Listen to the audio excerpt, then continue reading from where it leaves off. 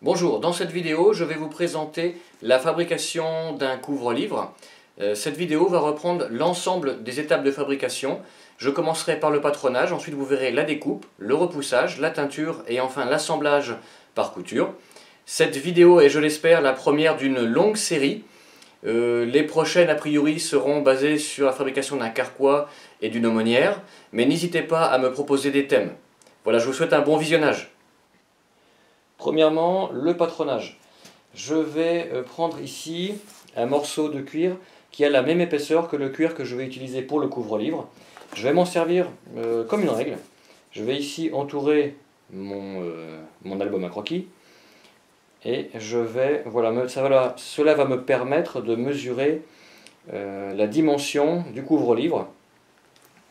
Donc ici, je vais me faire une petite marque. Donc bien sûr, je prends en compte ma couture qui va se trouver à peu près là. Et donc je me mets au-delà, 3 mm pour avoir une marge de couture. Et ici, je ne cherche pas forcément à plaquer. C'est bien de se garder un petit peu de souplesse pour le couvre-livre. Je mesure donc la longueur que j'ai trouvée. Ici, à peu près, voilà, je suis autour de 36 cm. Donc ça va être la longueur de mon rectangle qui va constituer le couvre-livre. Ensuite, pour la largeur du rectangle, c'est simple. Je mesure la hauteur ici de mon couvre-livre. Donc là, je trouve 21,5. Je rajoute en général 7 mm de part et d'autre. Donc en gros, 15 mm au total. Donc 21,5 plus mes 15 mm, je vais tomber à 23 cm pour la largeur du rectangle, donc il va composer le couvre-livre. J'ai maintenant reporté les dimensions de mon rectangle et j'ai aussi réalisé un repère, ce que je fais pour tous mes patrons. Il me manque maintenant à patronner juste une petite pièce. C'est le rabat qui va se retrouver ici à l'intérieur pour venir bloquer la couverture de l'album. Donc ici c'est un petit format A5. Je vais faire un retour de 6 cm de largeur, voilà, c'est très bien. Donc 6 cm utile. Je vais donc me rajouter ma marge de couture. Donc en gros 10 mm, donc je vais passer à 7 cm pour cette petite pièce qui servira donc de ramas devant et derrière. Ensuite je découpe mon patron, donc la petite pièce de rabat je l'ai intégrée à la pièce générale de mon couvre-livre, car c'est un simple rectangle, c'est une sous-partie, je ne vais pas me promener avec une pièce supplémentaire qui multiplie le nombre de patrons. Au moins tout est globalisé, je sais que voilà, le rabat il est juste situé ici, ça me suffit. Pour découper le patron, vous avez deux options, le ciseau ou le cutter, sachant que ces cutters ici à lame trapèze ont des lames qui peuvent s'affûter très longtemps, donc pour le papier ici comme c'est mon cas, ça va très bien. Et en plus, donc le cutter, c'est vraiment un outil qui va se rapprocher des outils qui vont nous servir ensuite à couper le cuir. Ça peut être demi-lune, ça peut être les couteaux à lame courbe. Donc on va se retrouver dans des gestes un peu similaires, bon, sauf pour la demi-lune qui est un cas un peu à part. Mais voilà, le fait de déjà couper au cutter nous prépare à la découpe du cuir.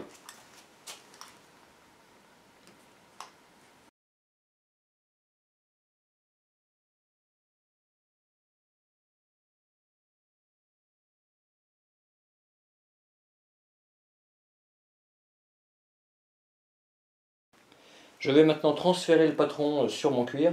Donc je le présente toujours côté fleur, ce qui me permet de bien faire attention si des défauts sont présents. Ce qui n'empêche pas de temps en temps quand même de regarder la croûte, car il peut arriver que certaines crevasses soient présentes côté croûte, mais qu'elles ne soient pas visibles côté fleur. Donc voilà, on jette un petit coup d'œil côté croûte, et après on fait attention à la fleur. Donc je vais me positionner ici. Et là, je vais me servir d'un simple crayon de papier pour transférer mon patron. Je vous déconseille les pointes argent sur le végétal naturel qui là pourrait laisser des traces. En plus c'est un stylo qui ne sèche pas rapidement. La pointe argent pourrait s'étaler sur le cuir et être difficile à retirer.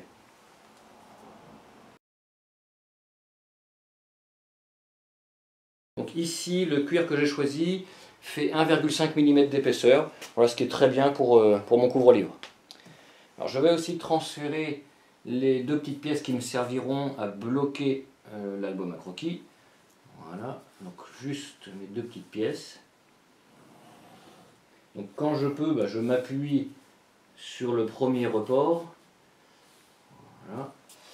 Et ensuite la deuxième pièce, je vais la mettre ailleurs sur la peau pour essayer d'optimiser et avoir le moins de chute possible, sachant que dans cette peau, voilà, elle commence déjà à être découpée, donc je vais pouvoir exploiter des petites zones.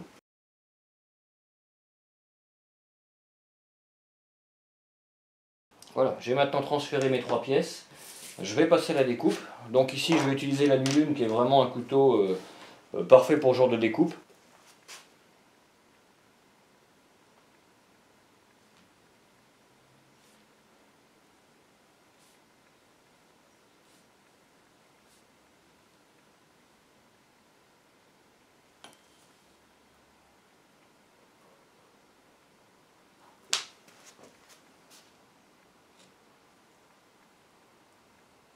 Donc, quand la demi-lune est bien affûtée, vraiment elle glisse sur le cuir, il n'y a pour ainsi dire pas d'effort à faire.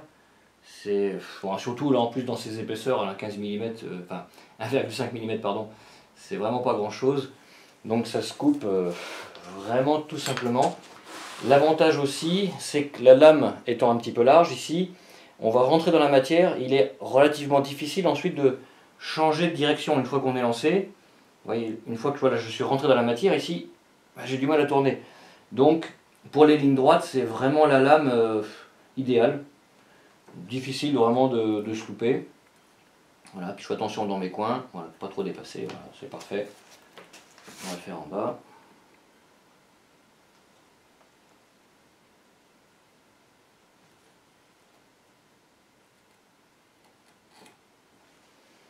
Voilà, bon ça j'enlève.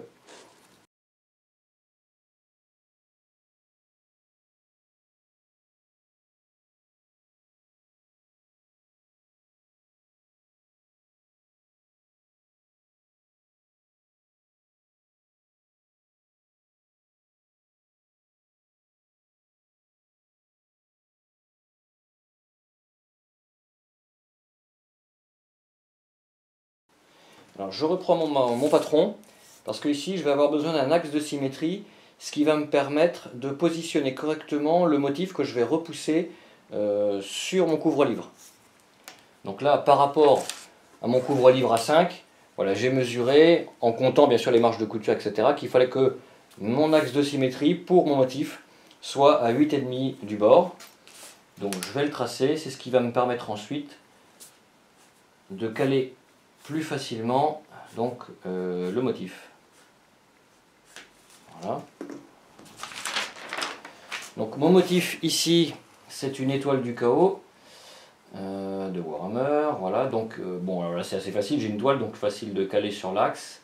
Et j'avais aussi mon repère, donc j'ai vraiment le centre de mon couvre-livre, donc ce qui me permet de vraiment placer mon motif facilement. Voilà, là maintenant ce que je vais faire, c'est que sur mon calque, je vais tracer les limites de ma pièce en cuir. Alors ici, je n'ai pas la totalité, ça aurait été bien d'avoir l'angle, mais mon dessin étant déjà fait sur ce calque, voilà, je ne vais pas en faire un autre. Je vais ici par contre mesurer la distance qui me sépare pour pouvoir ensuite me recaler correctement sur le cuir. Avant de transférer mon motif, je vais au préalable mouiller ma pièce de cuir.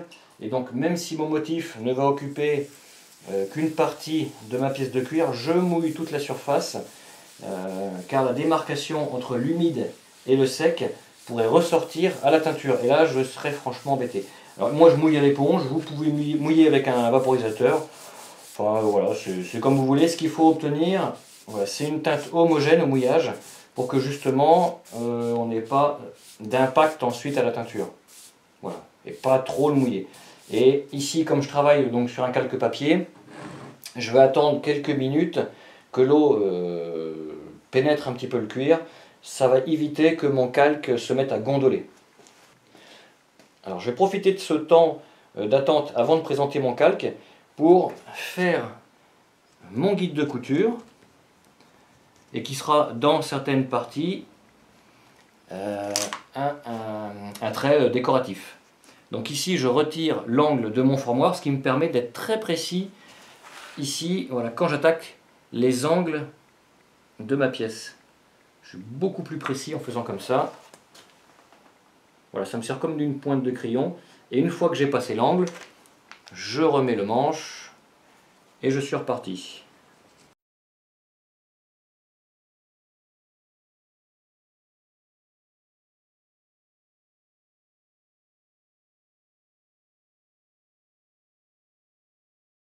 Donc ce formoir 3 en 1, c'est un bon outil, alors surtout pour la partie formoir, hein. Les deux autres fonctions, moi je m'en sers pas du tout. Par contre, voilà, idéalement que sur du cuir végétal naturel. Car sur le cuir déjà teinté, en fait, la fleur est protégée de l'humidité, donc mouillée ne servirait pas à grand chose. Et cet outil ne supporterait pas les frottements, là, les allers-retours que l'on fait. Ça échaufferait trop l'outil, et comme c'est une sorte de plastique, il se mettrait à fondre. Donc dans le cadre d'un cuir végétal déjà teinté, là je me serais orienté directement vers mon formoir en buis et ma lissette à la rigueur, voilà, pour bien faire mes angles. Ce que je fais ici. Voilà. Donc voilà, j'ai profité de ce temps pour faire mon trait de formoir décoratif et qui me servira de guide de couture dans certaines zones. Je vais maintenant pouvoir présenter mon calque et transférer le motif. J'ai positionné mon calque par rapport au repère que je m'étais fixé et à l'aide d'un stylet pointe fine ou d'un vieux bic ou même de votre crayon de papier, vous allez maintenant transférer donc, le motif sur le cuir. Donc ici, inutile d'appuyer très fort. Le cuir étant humide, il va facilement prendre les marques. Un calque peut servir entre, je dirais, 10 et 15 fois assez facilement, pour peu qu'on n'appuie pas trop dessus. Ça passe sans problème.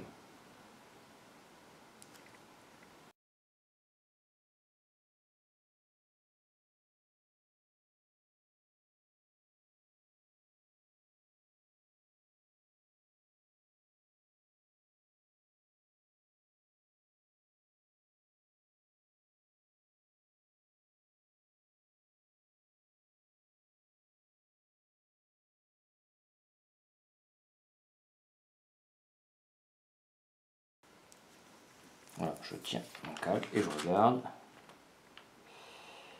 Et ici c'est bon, tout est transféré. J'ai légèrement remouillé mon cuir et maintenant, donc, à l'aide du swivel, donc ici une lame céramique, mais bon, ça pourrait être une lame acier, ce serait pareil. Ce qu'il faut surtout prendre en compte, c'est que les lames inclinées comme ça en biseau sont beaucoup plus pratiques, plus maniables, donc pour découper le cuir. Donc ici, voilà, je vais commencer. Vous commencez par la zone qui vous convient le mieux. Alors là, je vais faire attention à ma lumière. Voilà, qui n'est pas au mieux. Voilà. Donc surtout ne pas se faire d'ombre. Être critique vis-à-vis du dessin.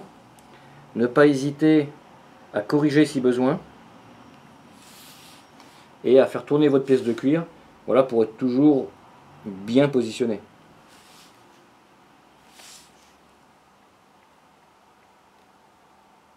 Donc voilà, bien exploiter ici la capacité du swivel à tourner dans notre main. Là, pour faire cette courbe, je n'ai même pas eu à bouger mon poignet. Tout s'est fait d'un seul tenant.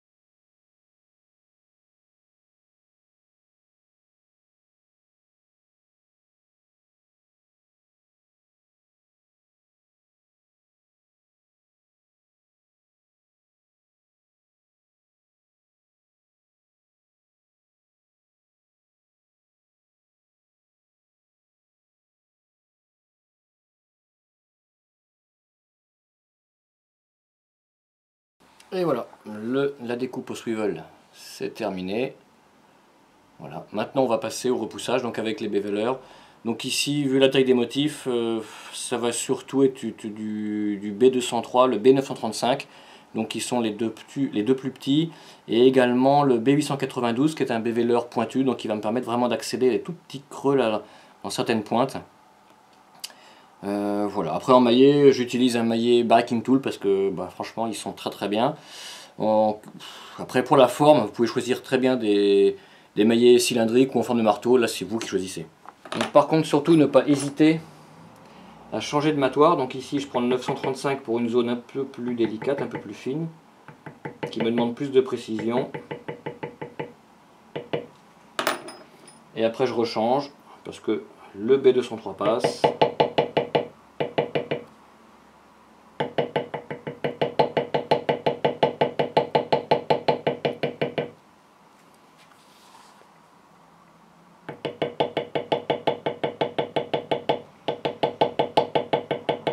Donc ici pour un gain de temps, je vais essayer de faire un petit peu toutes les grandes lignes, tout ce que je peux faire avec mon B203 et je reviendrai après avec le plus petit pour tous les détails. Ça m'évite de changer quand même trop souvent, surtout sur ce motif qui est relativement complexe, on va dire comme beaucoup de détails. Donc voilà, je vais faire tout ce que je peux faire avec mon grand et après je reviendrai avec le plus petit.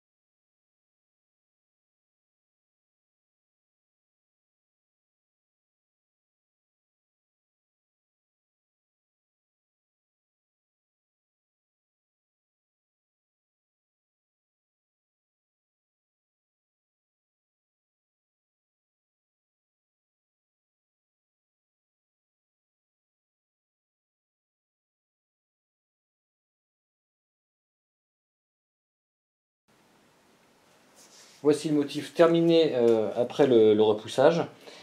Étape suivante, abacarrer une partie des tranches des pièces qui vont se retrouver donc à l'intérieur du couvre-livre, donc les petites pièces de rabat. Voilà, ces petites pièces ici, on va abacarrer l'intérieur parce que ces pièces, on ne pourra plus les retoucher une fois cousues. Alors qu'ici, tout autour du motif, enfin tout autour de la pièce, je pourrais accéder ici facilement pour abacarrer une fois assemblé. Car toutes les tranches où je vais avoir couture, je vais attendre justement d'avoir fait cet assemblage pour ensuite abacarrer. Donc là pour le moment, avant la teinture, la chose qui importe, c'est d'abacarrer ici les tranches des rabats, et donc que la partie qui va se retrouver, fixée comme ça. Toute la partie extérieure, je le ferai bien sûr après assemblage.